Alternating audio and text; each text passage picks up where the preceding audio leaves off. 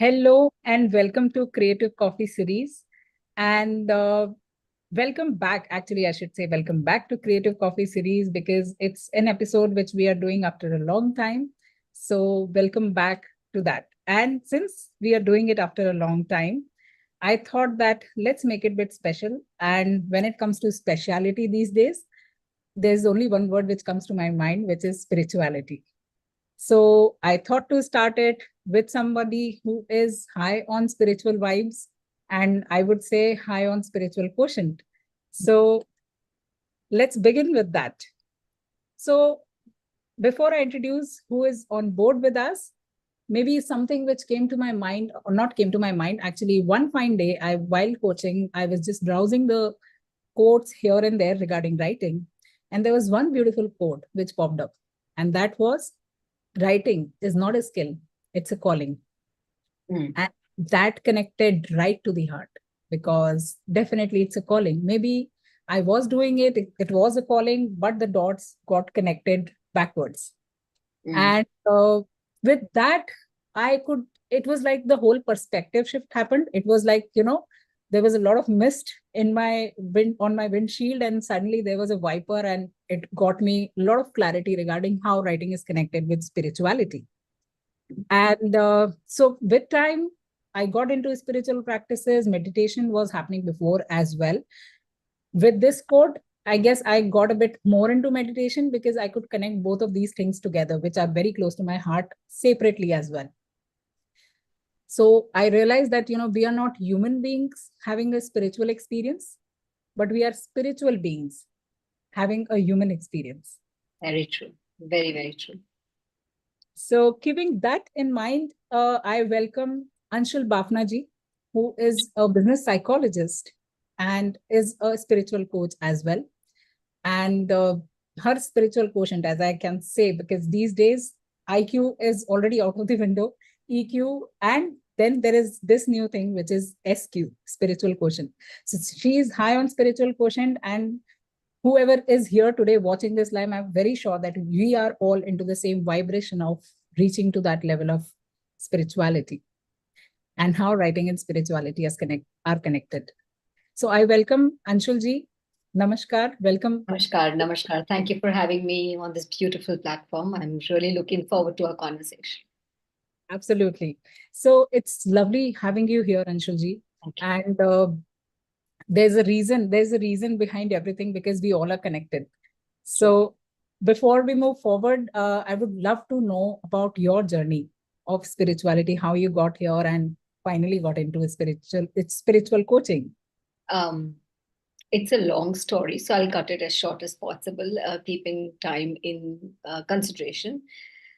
This is a question that a lot of people ask me, and that's the first question everybody does ask me, ki ye hua kaise, and why did you do it, and what really happened.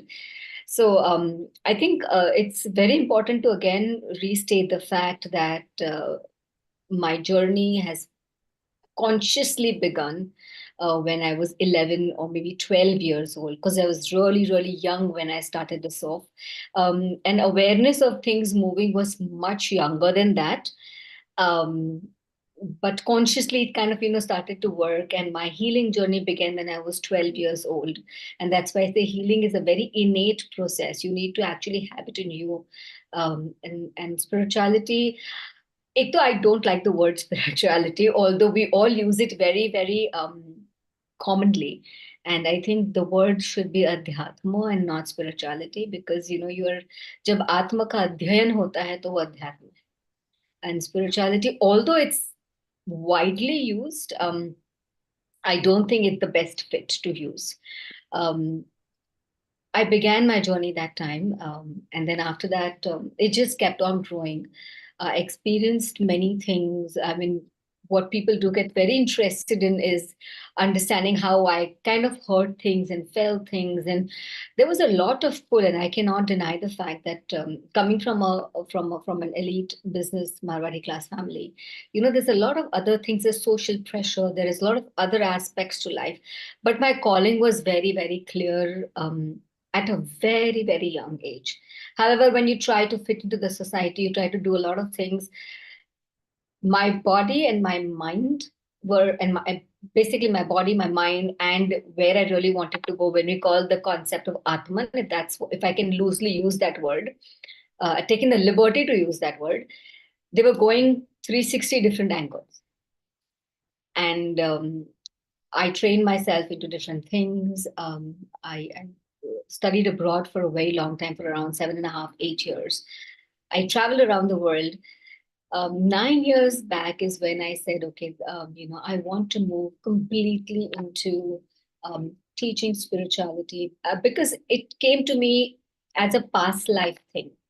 And as I started to work on myself, meditate at a very young age, although I was in the community, the society, but my mind, my soul, my heart, again, loosely using these words because lack of the right words in the language English, my heart was somewhere else.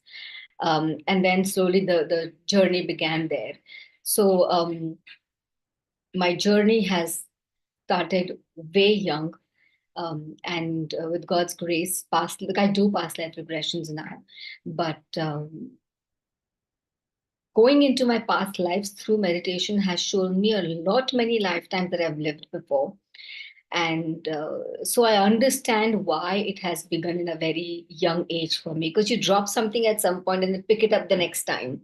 And that's where it started. And then, of course, I started to, I can't use the word coach, but I started to mentor a lot of people at a very, very young age.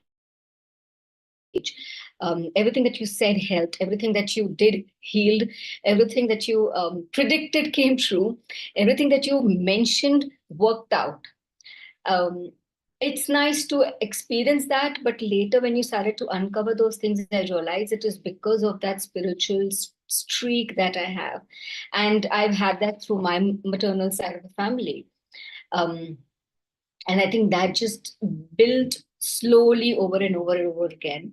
And then I took it up full-fledgedly to teach, coach, understanding yourself. Again, I'm not going to use the word spirituality, but understanding yourself, knowing yourself. I blend the Vedic concepts to the mainstream modern living of an individual, teaching Gita, helping people live a monkful life, blissful life in the modern world. So I hope I've answered your question, because I would have gone into detail, but बहुत समय लग जाता. Wow.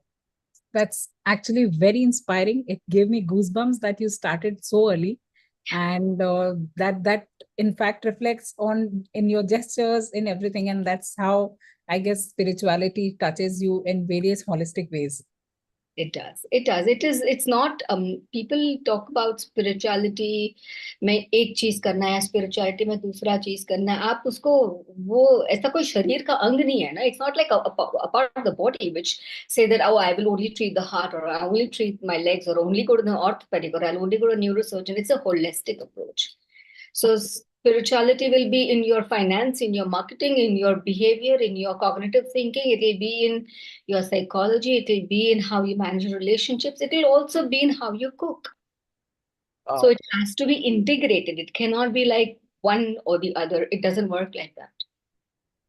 Yeah. So, and again, it's coming back to that one single message which spirituality has, that everything is connected.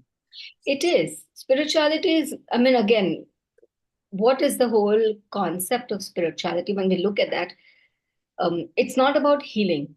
It's आजकल लोग बहुत loosely उसको use कर रहे हैं, spiritual healing, but क्या हो रहा है spiritual healing में? What is it? Don't mix the two things together.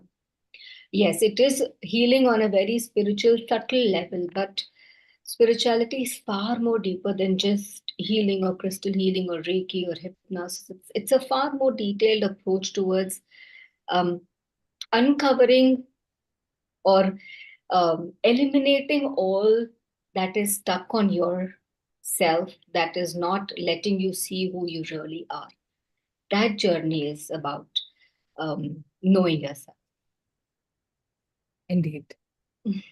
So when it comes to spirituality, I read one very beautiful line was that, whenever people say that, I'm becoming spiritual, it's like, you're coming from a place of lack. You have the spirit in you. Spirituality starts from spirit. So you have the spirit in you. So maybe, when this line came to my mind, I thought that, rather than saying that I'm becoming spiritual or going into spirituality, how about saying, uh, just igniting the spirituality within me. So maybe connecting back within myself and, going ahead, because that's already there. It's just that, we need to look within.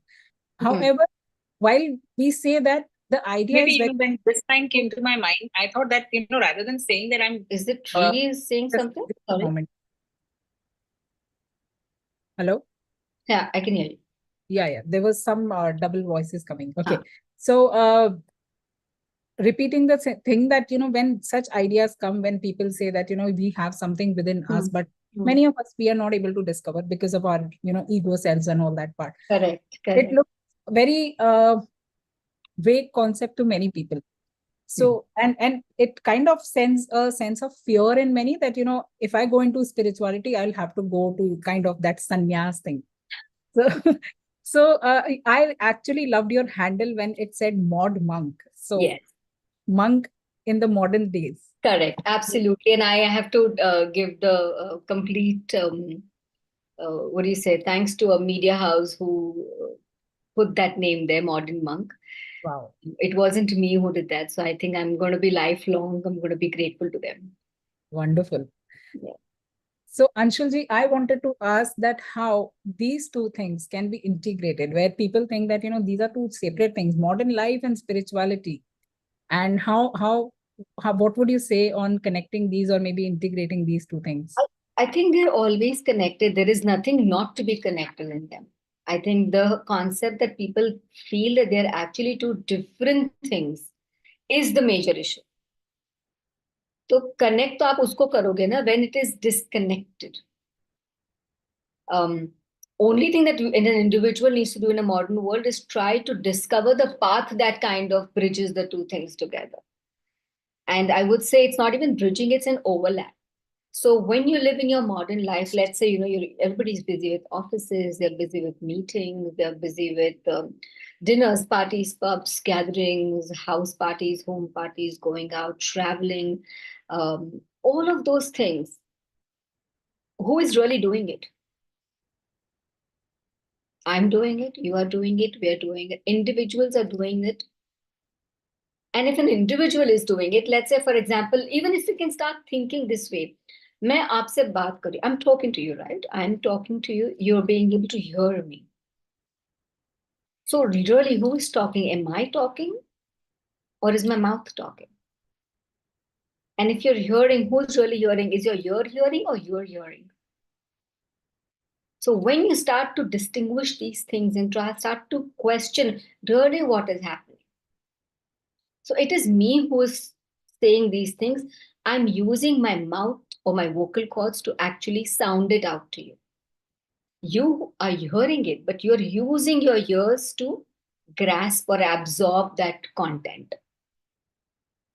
So when we start distinguishing and trying to understand, when we try to consciously in our daily life separate the person who is taking it and the person whom it's being done through. And I'm not trying to propagate, there are two different selves and a higher self and a lower self. That's not what I'm trying to say. I'm just trying to say that we have to question ourselves every single day. If I'm going for a meeting, who is going for a meeting? Why am I going? What am I doing? How am I helping? What am I really bringing to the table in a meeting? Am I getting value systems? Am I really helping? Because you and an ant on the floor, you both are equal on the planet or in the universe. Nobody is higher or lower. It's our human nature that we feel that, I'm in the human category. Even in humans, we think I'm superior than you and you are superior than somebody else. So that kind of differentiation happens. If you consciously make an effort every day to live in the universe with the thought that you're a part of the universe and you're equally liable to it, like any other being or any other living, including the trees and the blade of grass, then you start integrating spiritual aspects or adhyatmic aspects or universal aspects in your life unconsciously. Just one conscious thought change that happens can change everything else.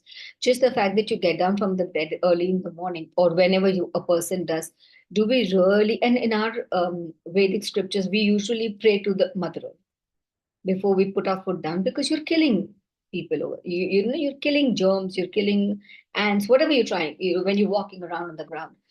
So when you integrate these things, you're integrating, and it's really not a rocket science. People, a lot of them say that we have to do 10 different things to integrate spirituality. No, you just need to be aware. Only awareness will do the job, because it's a trickle down, it's a domino effect. When you've seen those reels on Instagram and you click one and everything starts falling. So if you just click one, don't worry, the rest will fall. Wow. You just have to become consciously aware to integrate spirituality in your modern. So when you're drinking water also, what are you drinking? Are you experiencing the water? Are you being mindful about it?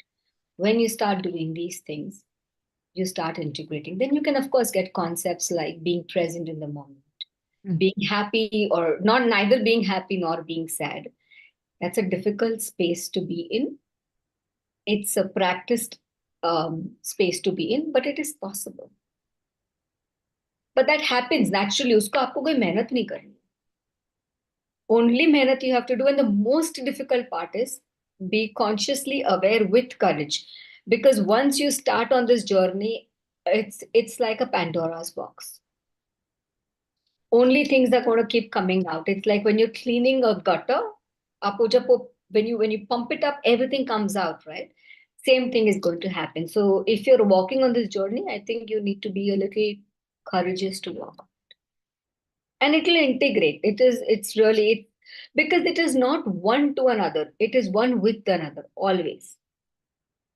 So it's really not a difficult thing to integrate spirituality in modern life or adhyatma in modern life. Only thing is, know what you're doing, how you're doing, how are you actually affecting somebody else. Am I saying the right thing? Am I learning? Learning curves are a very important thing in spiritual growth, because jab tak aap us cheez ko, until you do not learn your lesson right, it's going to keep repeating. Period. Nobody escapes that. So that lesson can be anger, fear, insecurity, standing up for yourself, relationship, trust, irrespective of what that lesson or that learning curve is. If you haven't learned, you will repeat it. And that learning, you are put through a test to understand if you've learned it or not. And you cannot fake it. You cannot fake it. So I think that's the way to blend consciously. I would like to say that consciously with awareness to understand yourself. Of course, you can start practicing breathing techniques. You can start practicing, centering yourself and, becoming calmer. Those things, of course, they help, because then they mentally calm you down. They center your being to one's place. Prayers help, gratitude helps, but these are like helping hands. But the core is awareness. Wow, very beautifully said. I guess it's very simplified version that, there's only one thing, hard or easy. If you conquer that, everything else will fall into place. That's so beautifully said. Thank you. So Anshulji, since we are writers as well, and I would like to ask you that with this kind of awareness, or maybe how this adhyatma can be connected with writing. Writing is a calling. Many would still have a question, how? So what's your take on that? Writing is a calling, yes. But I truly feel, and I write myself, and I truly feel my best writing comes when I'm in a zone where it's flowing through me. I do not know about you, and there are many authors and beautiful authors, and they write so beautifully. But my personal experience is the writing has to flow through you. Now, when I say through me, that means I am not the one who is consciously doing that. The universe is actually giving me that information. It's coming through me. And that's why I say, when you know yourself, when you understand yourself, when you really try to see who you are, anchor yourself, you get a connection, you get a universal bond. And when you get a universal bond, writing and spirituality will always be connected. Uh, you cannot write on a very simplistic level, if I have to see it, on a very superficial, if I have to say that on a level, when you write the best content, you have to be centered in yourself. You cannot be distracted. You cannot have your thoughts wavering around. You cannot have your monkey thoughts. You have to have it in a place. You need to be focused in one area. That focused comes through concentration and focus. Dhyan and dharana, if we call that in a part of meditation. That happens only through being able to center yourself. Centering yourself can only happen if you are walking inward and walking towards yourself. And the best quality work will come when you connect yourself to what you're writing and then let it flow. So your thought, let's say your character or your topic, when you and those connect, then the content that will come out will be fantastic. Absolutely. It definitely connects to one other thing, which is very prevalent, that if you want to be disciplined, writing is one of the ways. Yes. That, yes. Yes. Very, very true. Yeah.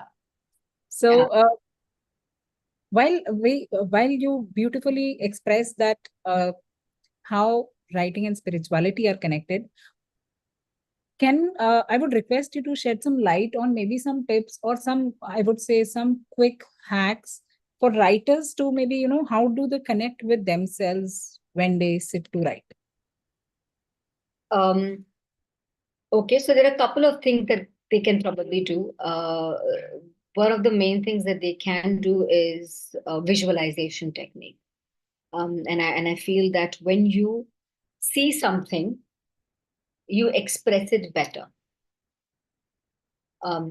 So probably once in a day, every single day, whatever they're writing, sit down, take a couple of deep breaths, really anchor yourself. And when I say that, either sit on the floor with a blanket down or a pillow and just sit down, close your eyes, and try to close your earbuds also. So you get those plugs nowadays. You can just put them in and really just focus on your breath. And when it's a process of 5 minutes, not more than that. Focus on your breath for a couple of seconds and then start picturing your entire scene. So and then you go detailed into what the person, for example, if it's a non-fiction person, what is that individual wearing? What are the kind of, does that person have a wrinkle? What is she or he? What the hairstyle is? What's the tone of the voice? When you start connecting, because you cannot get a story, there are no new stories. All the stories that are there are already present in this universe. There is nothing new. We are only rediscovering it. And then let those characters talk to you, because when you hear them in your mind visually, you will be able to write what kind of tone this person will probably have.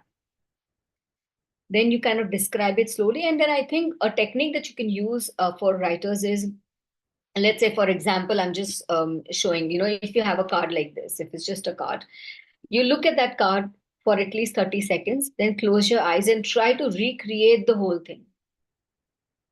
That's a technique, simple one, but it is phenomenally good because it helps you visualize things. The more visual effect that you have in your mind, the better you will write. So that's one technique. That's a hack that every writer should, or every creative person should use.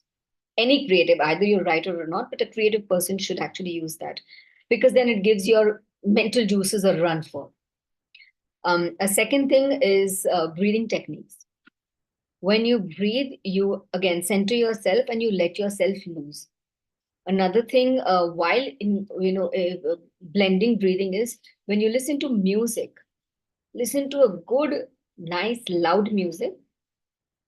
I'm not saying rock band, but anything, even if it's a sitar, listen to it on a little higher volume for a minute and then suddenly shut it off and just go quiet. You usually will find a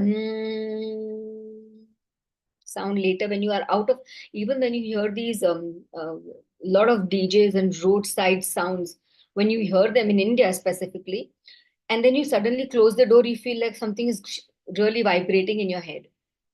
Listen to a good sound or a music in your headphones and then just suddenly go quiet. It does two things. It brings you internally inside, and it helps you refocus on a wavelength of your body and mind together. It gives you brilliant ideas when you do that. Personal experiences, I think this is really a good way to kind of practice it. So visual is one, breathing exercises is one, music is one, yoga nidra is wonderful. When you go into a trance and you go like 10 to, you run your numbers backward, put some good music and just let yourself go. You're consciously aware, but still you are in a trance, and that will help you, relax your mind, your body, and connect you with yourself on a very deeper subconscious level. That will open the doors. It's like, you're opening the gates of that floodgate. Slowly one will open, and then as days pass by, you will notice that a lot of water is rushing through. Lot of ideas are rushing through. But it's not instant coffee. I tell this to every single person I talk to. ये packet खोला घोला P लिया वैसा काम नहीं है. It takes time. If you want the quality of a brewed good coffee, you have to wait for it to brew. So hold on. It's a process and it works fantastically well. Wow, each of the techniques sounded like, when you do sadhana, you connect with that place, you go into that zone, and Correct. that's how, where your focus goes, your energy flows, and that totally Right. very Right. connected. And you told everything, like people who are auditory centric can also, try their music part. The kinesthetic ones can try the breathing part, and the ones Absolutely. who are very much visual can Clairvoyant or a visual. Yeah. clairvoyant. Yes. So wonderful. Even I have not tried. I have just tried the meditation, which also is doing wonders, because if I compare my 12 years of writing, initial few books I was not at all into that frequency where I was doing any spiritual practice, apart from sometimes to increase my focus, I used to look at the diya. And Tratak. It's called a tratak. Okay. So apart from that, I wasn't doing anything. But when conscious efforts came with time, and now I encourage all the clients, whoever come to me to write books, I encourage them to start with a meditation, which is kind of a grounding, because we all bring so many energies, and just to clear that out and just get into the zone. Correct. But techniques are a level up, and definitely a worth to give a shot. And definitely I'm not, with the time I've realized that it's not a 2-minute Maggie thing. No, it's not 2 minutes. Maggie also does not get cooked in 2 minutes. Yeah, in fact, It's not. marketing it wrong. That doesn't happen. But also, I would like to bring into notices, because I teach chakra healing and I teach regression, and both these aspects I've noticed writers whom I've worked with, they have blocks in different energy centers of their body, and hence they cannot. Writer's block. You guys have a major issue of writer's block. Indeed. I was And about to ask you the next one, that only, that, yes, get this help. of course. So what happens in the body? So if you see, you can see on my back, right? There's the red, orange, yellow, green, blue, indigo, and purple and violet. So these are basically chakras that are in the body. 7 main chakras that we on this plane understand and we work with. So if any of these body center, energy centers are blocked out, you will not going to get the right kind of a thought process, or not a right, you will get a block. And specifically with writers, your throat, because this is a part of communication, how you express yourself. Even if you're writing, you're still expressing. So if it's not coming, then you need to work on your throat. If you're not getting the right ideas, you need to work on your third eye chakra. You need to clear these energy centers for that energy to flow.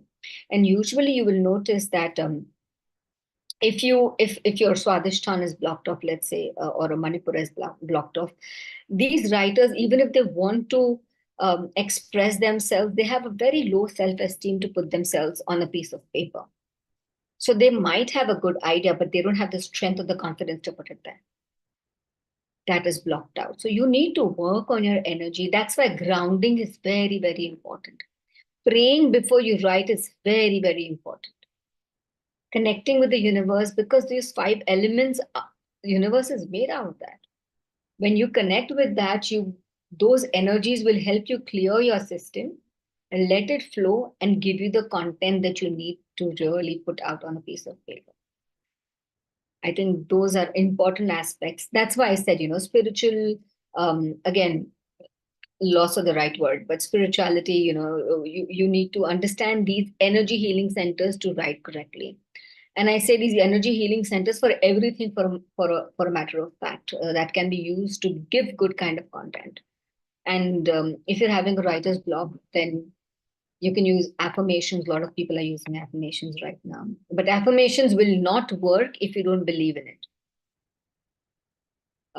People are going crazy and left, right, and center, affirming things, and I want this and I have this. But nahi karega kaam because you don't believe in it.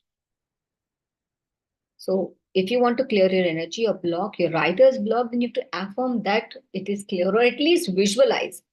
Easier thing to do is, let's say if you're not able to express it, just focus yourself on the throat and just try to feel that energy over there and see. The minute you focus over there in your mind's eye, in your heart's eye, you will notice a choke. Otherwise, also, if you can run through your entire body, anywhere your energy is stopping. A lot of people ask, how do I understand the energy is stopping? You just run it through and understand. And wherever that energy is stopping by, and just think about what can be done to clear that energy. And if you do not know what it is, what can be done, just consciously visualize it's clearing out. Because intention is the biggest thing to do. And that will help you clear your writer's block. Or journaling can help, or talking in front of the mirror will help. It's fantastic tool. Wow, I could never think about it. Connecting the chakras, as long as I was doing it, I was just, finding the ways that, there's not just one kind of writer's block. There are like maybe structural block, the idea block, or maybe, dialogue block, or maybe you're not able to find the starting. So the starting the story kind of block, or maybe, ending it. So it's not that you are completely blocked. There is something which is there and something which is missing. So you need to find the, missing pieces and complete the jigsaw puzzle. But connecting it way back to your own being within, that's the flavor, I guess. You are the one who is writing the story, right? It is coming out of you. And if it has to travel through you, it has to travel without a block. If there is a block within in the energy system, your writing will have a block. Wow.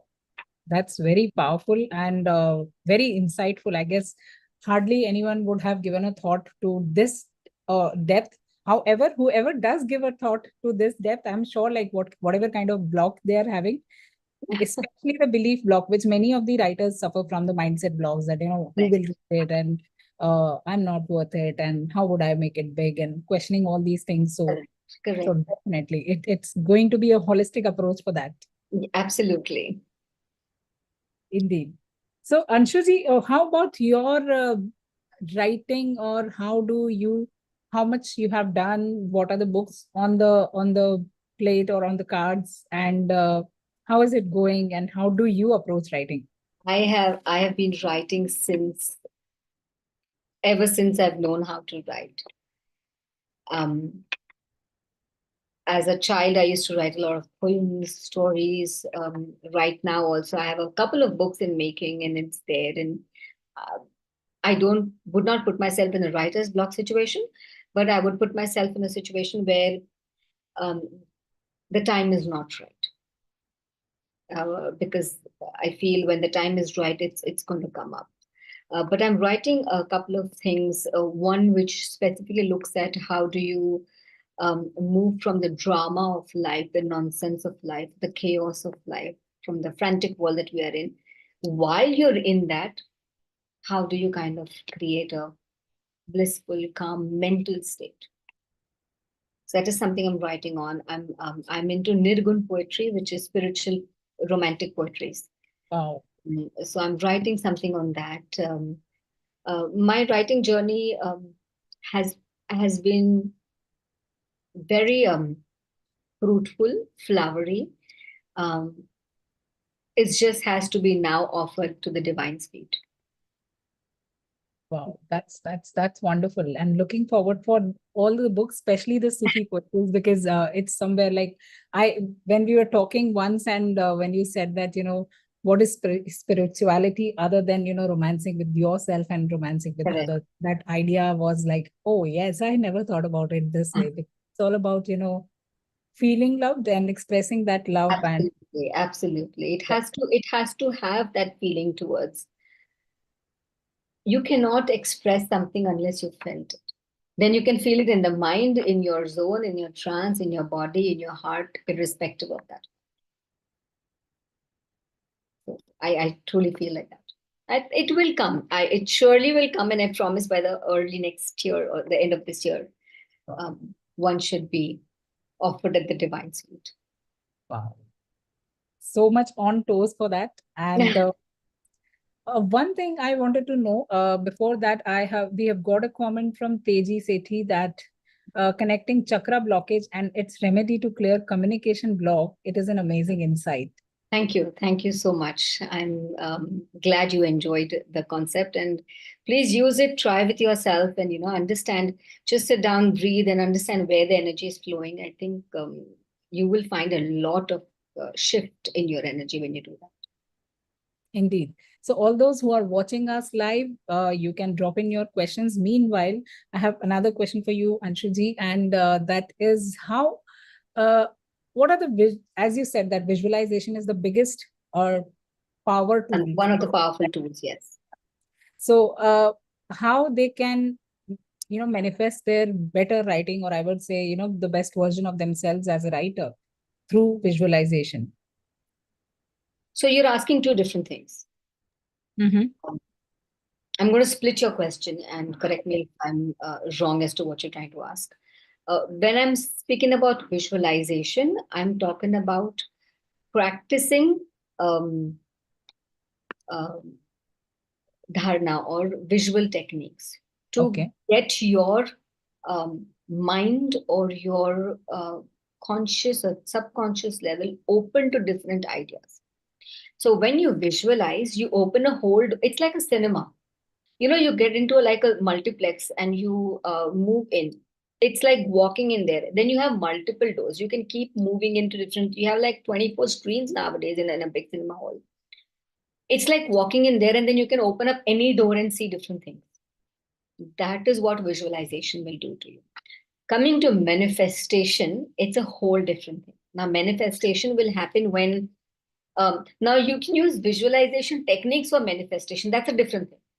So, one, visualization to improve your creativity, to improve your connection with yourself, to improve the ideas that come. Like I said, there are no new ideas, they are already there. You're just letting them in.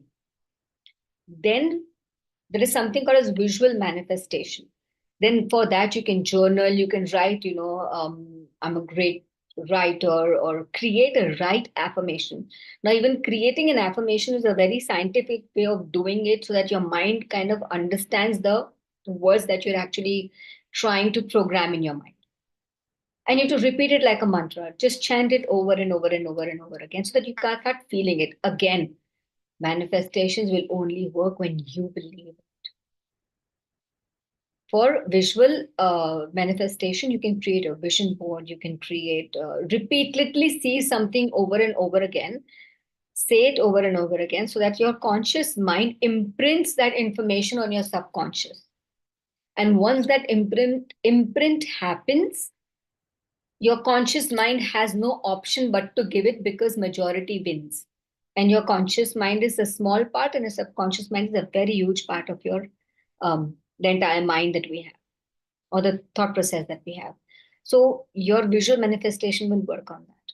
You can try visual boards, you can try journaling, you can try writing of the affirmations continuously. वैसे भी we kind of think a lot of things in our mind. So keep on visually. You can do another visual manifestation is probably when you do your breathing exercises. In the morning, you can do the visual, the multiplex thing that I'm talking about. Visually let yourself flow. In the evening before you sleep, you go back, you breathe, you center yourself, and then you visualize yourself as if you're writing the book or you're selling your books or you've gotten the best award for the best author of the, whatever you want. Bestseller, best author, written the best kind of books. Visualize your the cover page of your book that you have. What colors does it have? How does it feel? How does it smell? You're actually bringing that whole concept to life. But your morning visualization technique will help you in the evening visualization technique. Because that will open the doors and this will actually create something. So that's idea generation, this is production. Wow. So just you can use both of them. Wow. But again, no instant coffee. Yeah, definitely. It's a practice like any other thing where this makes you reach towards perfection. So, yeah. इसीलिए तो अध्ययन है ना, उसका अभ्यास है, बार बार जब आप करते हो तो वो आपका पक्का होता है. Then that foundation is, and then when the foundation is sorted, then you don't have to worry. Then things just start flowing. Indeed. So Anshulji, I have few real life, I would say, case studies where, few of my clients who came to me, when they come to me, they come with a lot of vigor and, they will write the book. They have a very wonderful book idea and everything is wonderful. And in between the process, sometimes it is, maybe either they realize that, there's this conflict of time. At times, it's like they lose that belief in themselves, somewhere that belief in their idea. So how they can help themselves with the help of maybe any spiritual practice? Again, anchoring is what I will say. So you as a coach, probably and it's fantastic that you tell people to start meditating, in the first place.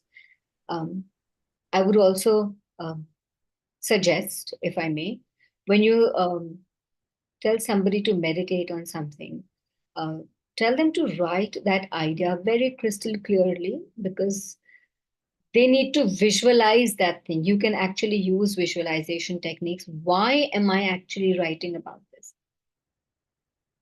Because unless I really feel something about that topic, irrespective, you may not like it, somebody else may not like it, mujhe likhna hai. Till the fact that I want to do it, I will end up doing it. Now, there's a priority aspect to it. Sometimes I want to write, but time milega to main likhungi. Then that is not as important as you think it was. So it's about priority. If you do not discipline, because you said, right, discipline is very, very important in writing. If you don't have the discipline, then you should not be writing. Then I don't think that will work for you. But some people have the discipline, want that thing, but are still not able to write. And it's not even a block. So it's not a block that is stopping them. It's not the idea that is stopping them. It is not the creativity that is stopping them. It is not even the priority or the time that is stopping, but it is still not happening. There are certain people like that also you might have faced. And one of the reasons is because it is not anchored to a bigger goal, or it is not the time right. That doesn't mean they will not write it. They will when the time comes right. So for people like that, park it and start jotting down or chalking down your ideas and keep it there, because that is going to be created at some point in time. And then you have to push yourself. For these people, I think, and your question was specifically towards people who do not complete because of time or because of journey, but they leave in between. Yeah, they leave it in between. I will suggest spiritually, again, sorry, but lost for the right words. Um, what they can do is every single day, when you visualize or you breathe, you do your breathing exercises, or go back to that chalkboard that you have. I come from a very old background of creative writing and copywriting and advertising, because that has been one of my part of my work in another lifetime, I think now. But you have a storyboard when you create something, right? And I've been using that in psychology, in business, in leadership, in all my I teach universities, and I use that storyboard. And we always go back to the drawing. We call it the drawing board. Let's go back to the drawing board every single morning and see where, what, how, what am I, what are my characteristics, why am I writing this, what is my end goal. And when you continuously do this over and over and over again, you will be anchored to that idea. The reason people leave it in between, because they think, acha, haan, theek hai, hoga to hoga, dekhenge. Maybe I'm not successful, maybe this and that and the other. I think they need to anchor themselves and find that string that they can bring to the table.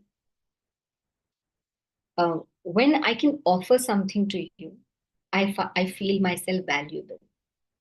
When somebody can offer something, they find themselves as valuable.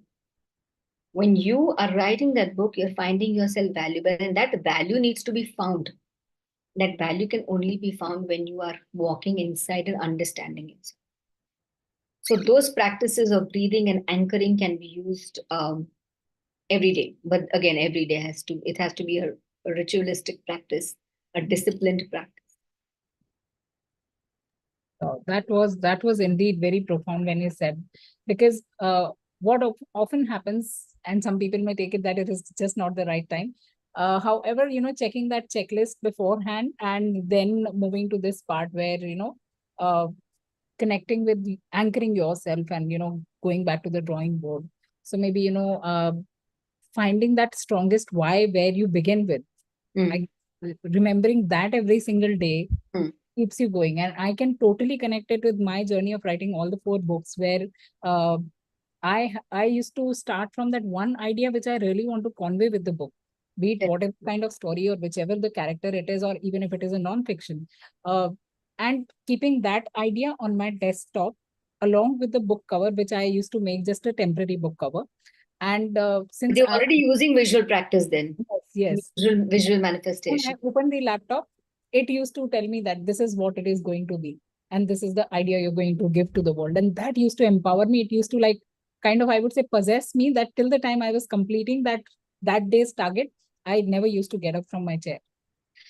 Funny thing, when you're saying this, it's so beautifully you've mentioned this, but you've noticed when somebody does, if you're working for somebody, you will finish your task because you're responsible, you're an employee. But when you're doing your own book, you kind of dilly-dally with things, I will do it tomorrow, etc. Because there are no consequences to it. That's a psychology aspect that we need to understand. And I feel that psychology and spirituality go absolutely hand in hand. So when I say that, and when I'm trying to do something, and sometimes, you get lazy, you don't want to do it. And it happens to everybody, including me. Sometimes you want to do something, but I'll do it later. But the trick that I use is, because I believe in the divine. I said, this is my JD, this is my job description given to me. I need to complete my task on time. And this is his job or her job or whoever you believe in. I am just finishing the job. And what happens with that trick is, A, the job gets done on time. B, it is phenomenal because it's the divines. Third, and the most important thing, that is, I give up the responsibility of it. So whatever is coming is actually divine intervention. So the content that flows through is actually not mine. It is the CEO of the world. Coming through us. Coming through. So when it comes through, it has to be flawless. Wow. So you give it up. You say, okay, ye kaam mera nahi. I have to write. I'm kind of not, I'm wanting to give it up in the middle of the way. Then you just say, okay, now I'm going to sit down. It's not my thing. It's not my book. It's that person's, or the divine, or that energies, or the universe's. If you want to write it, and it always does want to write it through. and then you give up your responsibility of being the author to being the typist. That's very profound. I think that works brilliantly. I'm just the typist. You tell me, I'll write, no problem. Wow. Wonderful. And that kind of gives courage to many, because, you know, this blank page, I would say that blank page fear many people face, that, you know, what would I write? That goes away when you consider yourself, or when you step into the identity of just a typist, and Yeah, just believe that, you know, the ideas will flow in, because, you know, I'm just a typist. I'm just writing. You tell me, I write. Yeah. Wow. So I am not concerned with the storyline. Yeah, I'll give the flowery parts to it. You give me the fruit, I'll decorate the plate, no problem. Wow. So I Very think wonderfully said. I'm glad. Thank you. Uh, Anshulji, we have one question from Tapaswini. She's asking how wearing the right colors and chakra healing will help the clients. So her clients, I guess, I know Tapas, so I guess she's talking about inner child healing, or in the normal way also normally clients. Is she asking about just the clients or the writing concept, or? No, just the clients. And Tapas, I would like to ask you that, are you asking about getting the clients, I guess? Maybe getting the clients is what she's, because she hasn't specified whether it is helping the clients or helping her to get the clients. Okay, so right color sets you in the right mood. Um, Although if you look very deeply spiritually, all colors are the same. It's a white, and when the light passes through, it's the prism that gives you 7 colors. So you can use any color that you want. But again, on a superficial level, on a materialistic level, wearing the right soothing colors can help, because they kind of help you soothe your body, your mind. Um, a red is a beautiful color, but when you wear red, it ignites your root chakra. It gives you, so every color will have a chakra that is connected with it. So when you wear an extreme amount of reds, you will be in a mode of constant battle. You will be in a mode of constant aggression. It's a bold color. You know, when you're feeling low, wear a red. But constantly, when you start wearing a red, although it's auspicious and it's a great color to have, um, but that will push you into a mental frame of extremely strong. And if your client is a person who at that given, and the person is doing inner child healing, and I do that too, so I know this for a fact. If the person is wanting to have subtle, empathetic, motherly, nurturing feeling, then that's a clash. Okay. So Then you she's talking about healing the clients, how that can help. So if you, then I think you should wear more subtler colors, which are greens, oranges, yellows, whites, purples, blues, pinks. Now these are colors that radiate healing energy. They'll radiate. So if you see in hospitals, they have blues and greens and whites. Green is a healing color. It's a fertile color. When you look at a piece of land and it's all green after a, let's say, a nice shower of rain, you feel so nice. Your heart kind of feels nice, your eyes feel nice, your body feels nice, because you're just visually taking that color in.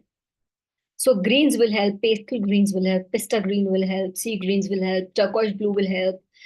If you want the person to talk more, maybe blues will help, because blue is again your throat. So turquoise blues will help. Um, Avoid wearing, although I love the color black, but avoid wearing black simply because in your black is the color that absorbs everything in. When we say Krishna is also black, but Krishna can absorb everything in. When you wear black, you're sucking in everything. When you're wearing white, you're reflecting, you might take in like a prism.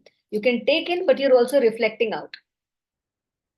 So colors play a very important, part in your psyche of your healing. She was also asking about chakras, right?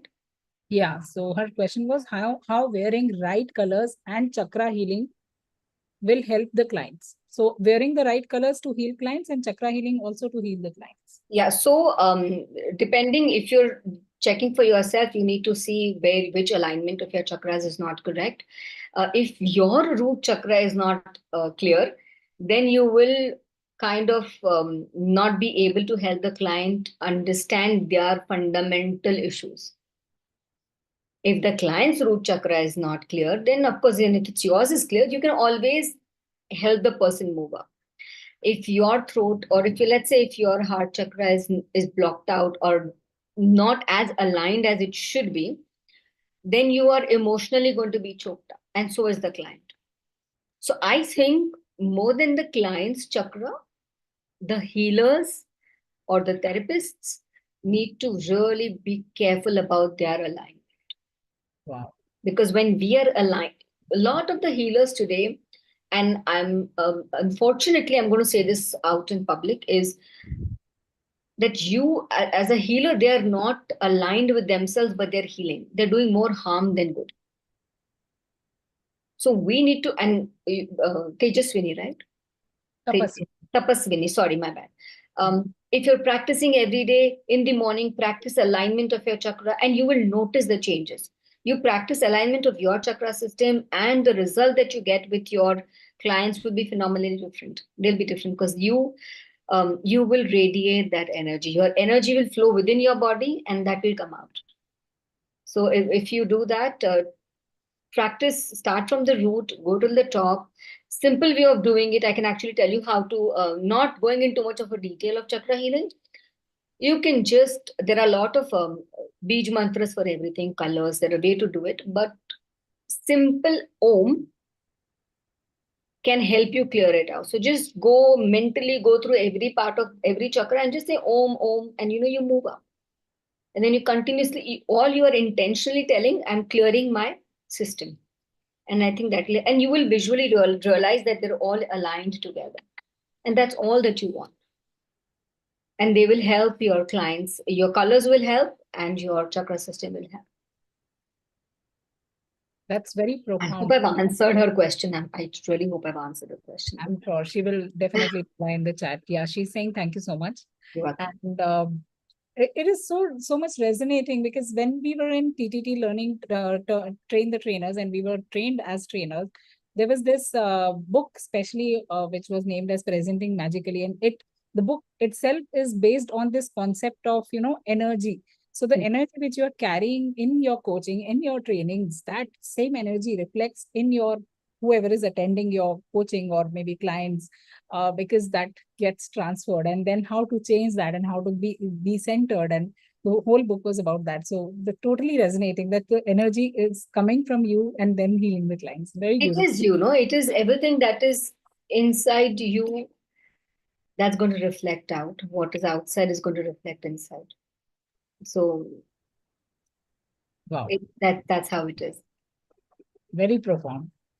Anshulji, there is one more question before we wrap up. That is from Tejinder Soti. She is an author and has written a book under my guidance as well. So she is asking, any additional spiritual practice other than the breath work and meditation that would help one before one begins writing? So breath work should be the first beginning that you do. Everybody should do it because it helps you center. Second, what spiritually what you can do is connect with your, let's say, masters or the divine or the universe. And that's how I do it when I write, or I do anything for a matter of fact. I pray to the 5 elements. So Agni, Vayu, Prithvi, Jal, Akash. All those 5 elements, because that is what is the universe. That's the Prakriti, right? She is the creator. Prakriti is the creator of everything. And you need to bring her in confidence that, okay, this is what I'm doing. I also pray to the goddess of wisdom. You can pray to whoever you want. I also pray and divinely surrender my work to God. And I say, okay, now this is yours. And I start my work. And this is not religious. This is purely spiritual, because when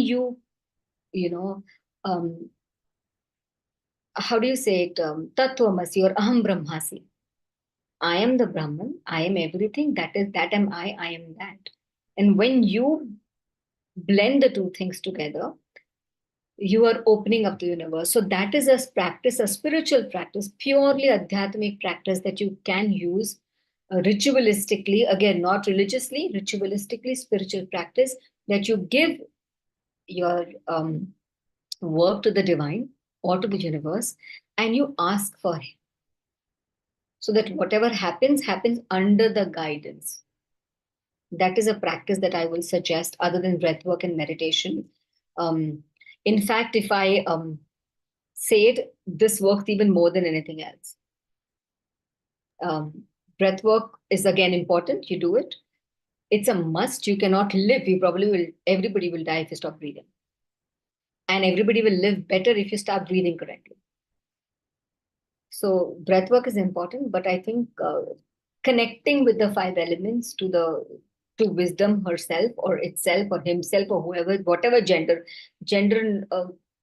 irrespective of what you believe in or whatever you believe in actually, and then make a routine out of it. So you can start with breath, then with the five elements, then bring them up together. They say, okay, thank you very much for being there. Then you pray to whoever you want to, then you surrender yourself. Or you can surrender yourself before, then that depends. How you want to structure your thing, your ritual is your take, how you feel right about it. So for me, I actually do the surrendering first. And I do the breath work second last. Okay, interesting. Somebody should probably, if you're new to it, breath work has to go first. So just create your, and I'm happy to help. You can write in the comment, you can write to me, or you can, Heena ji, you can take up the question, and I can be happy to help and tell you, structure that thing for you. And then you work it through. So I hope I've answered the question. Other than that, you can use that. You can use chants, other than music really helps. Music and spirituality, because, we have Saptarishis, Saptasuras. The whole universe is functioning on the vibrational energy, the music. Even if your body, if you actually start meditating, you will hear different sounds in different chakras. There's a flute, there's a shankana, there are waves that you will hear in your body. These are anahad nads that you are not. So when you clap, there are two things involved. And the body, that energy, that sound that you have within your vibrational subtle body, that sound does not need two aspects. It's present. So sound is a beautiful way to connect with yourself, to connect spiritually. You can use flute. It's one of the most beautiful, because it's got seven. It's got the holes in a flute, and that's how your life it has to flow through. Wow. And if you connect with that, you will be able to. That's another practice that you can use. Music. So I think that's and music is a spiritual practice.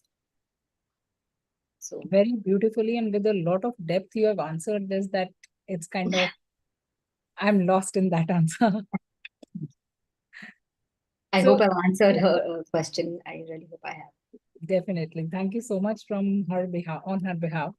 And before we wrap up, since this came from you as well, many people think that, Om is something related to religion, or, if we do Om, then it would be kind of religion-centric practice.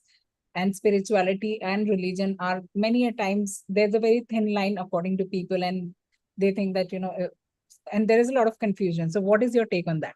So you have multiple questions on that statement that you made. First of all, religion and spirituality don't have a thin line, they have a very big line. Religion was created so that people become more spiritual. Yeah. It was a helping hand, but religion is very political at the given moment. And I refrain from talking about it. Not because for any other reasons, but simply because my core aspect, my subject is spirituality. Yeah. So I talk about that. In terms of Om, it's made out of three parts, Uma.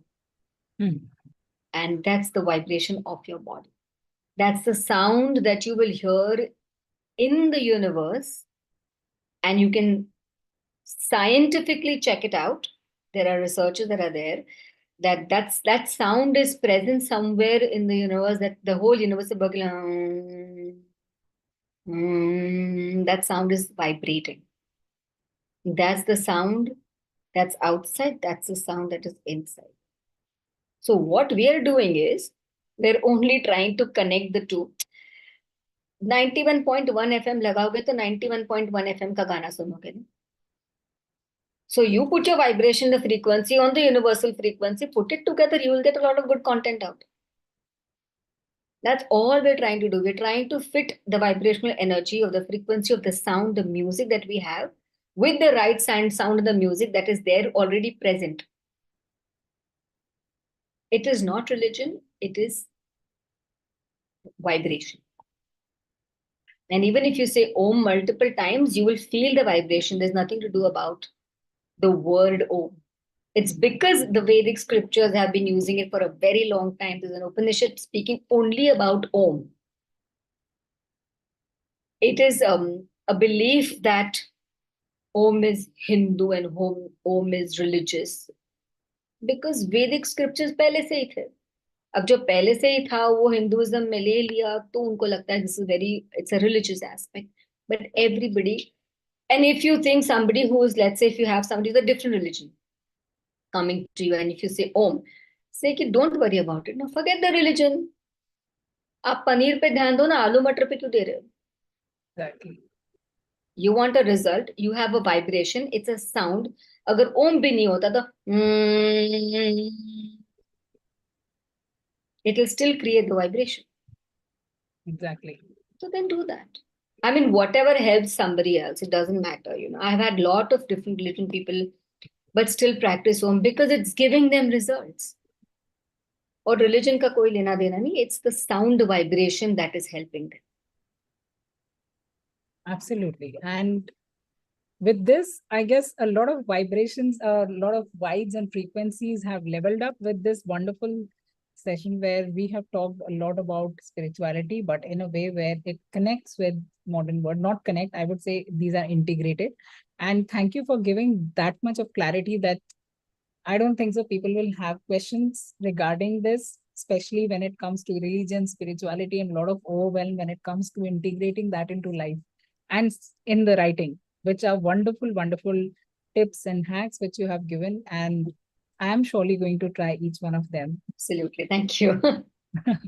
Thank you for being here. And maybe we can come up and, maybe we can have something on spirituality and writing together. Absolutely. I will look forward to it. I think it's going to be an interesting aspect to bring the two things together and help people write. Indeed. So stay tuned, guys. Thank you for being here. Thank you for your presence. And you will get to see us again and again, maybe because there is these two things coming up together. So stay tuned and we'll meet very soon. Till then, thank you. Bye-bye. Namaskar.